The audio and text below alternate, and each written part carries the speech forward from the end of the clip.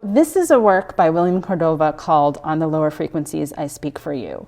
The features of the box actually recreate a boombox, which came out in 1985 that Cordova actually owned as a teenager. And all the elements of the edition are contained inside the box. And that includes 8 Polaroids, which the artist shot, a glass lens made from recycled bottles, an antenna that is made out of an old wire hanger, and a record burned onto X-ray film, as well as 14 multimedia prints.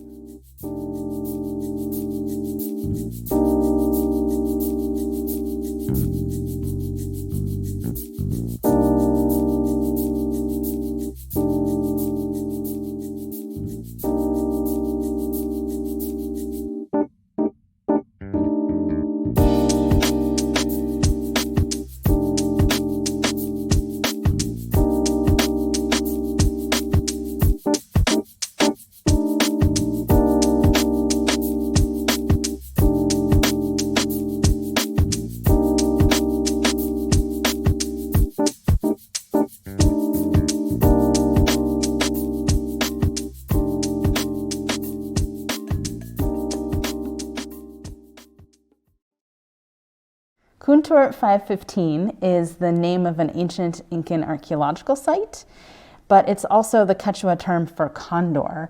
So it's a way for the artist to think about what it means to take a bird's eye view of these kind of different influences across space and time that he's trying to illuminate. And the little circles that you see collaged onto the print are actually decorated Andean gourds that the artist owned. And you'll see them reappear throughout the edition. Cordova actually drew the original drawing with coffee, so that's why it has this sort of splattery look to it. And the printer had to figure out a way to reproduce that in a print. So what he did was he scanned it and then uploaded that to a laser etching machine. So there's no printing ink in the actual print. It's all done with a laser etching machine. And it's really interesting when you can hold it up to the light and see the light coming through and you have a little bit of a translucency. So this print, Waiting for a Strong Wind to Blow, comes out of the artist's interest in vernacular architecture and his long-term project of documenting sites that were significant to protest movements for Black and Brown communities, especially in the 1960s and 1970s, and trying to preserve that architecture, which is often sort of in the process of disappearing. So there's a really interesting way that he kind of integrates the physical residue of the place into his process. One of the main things he would do is with a screen printing ink. So he would collect dirt from a specific address or area and bring it back to the print studio where the printers would sift the dirt to only get the finest, the smallest particles.